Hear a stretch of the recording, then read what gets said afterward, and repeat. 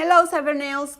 To make these rainbow roses, we need to paint our base in a dark color. I choose black as my base. Apply Artiste from Bioseaweed and start making your roses in a white gel color. I'm painting roses, but this technique is really good for smoky nails too. Once that you are happy with the way they look, cure them. Now start drawing fine lines around the contour of the roses just to make a more defined look. Apply the gel color or colors that you want on your flowers. I like to combine different colors on my roses to give them the ombre rainbow look that I'm looking for. I use Bioseaweed no wipe top coat to give my design the final shine.